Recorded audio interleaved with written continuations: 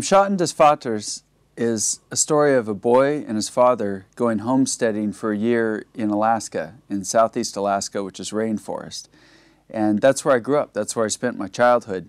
And there's also a true story in the background, which is that my father asked me to come spend a year back in Alaska with him after my parents were separated and I was living in California.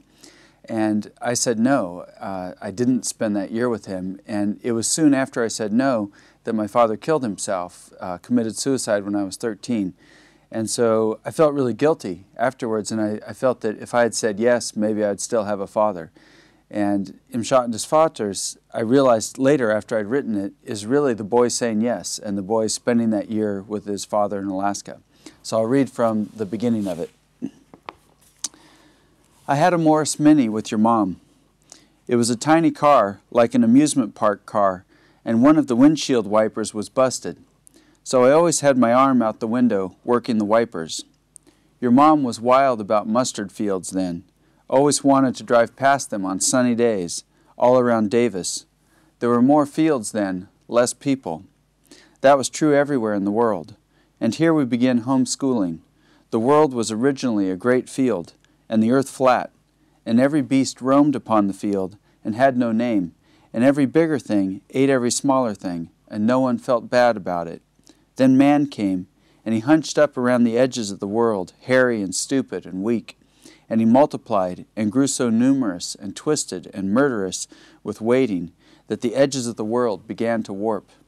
The edges bent and curved down slowly, man and woman and child all scrambling over each other to stay on the world, and clawing the fur off each other's backs with the climbing, until finally all of man was bare and naked and cold and murderous and clinging to the edge of the world.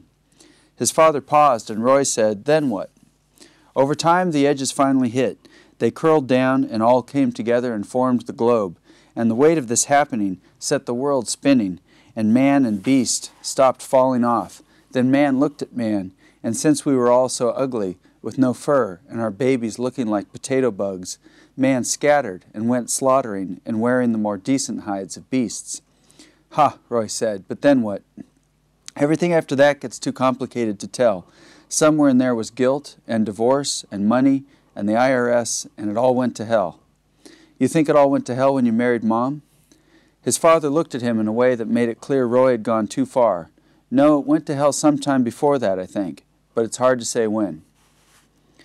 They were new to the place and to the way of living and to each other.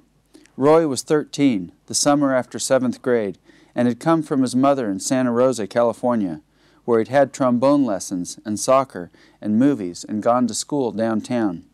His father had been a dentist in Fairbanks. The place they were moving into was a small cedar A-frame, steeply pitched. It was tucked inside a fjord, a small finger inlet in southeastern Alaska off Tlevak Strait, northwest of the South Prince of Wales wilderness and about 50 miles from Ketchikan.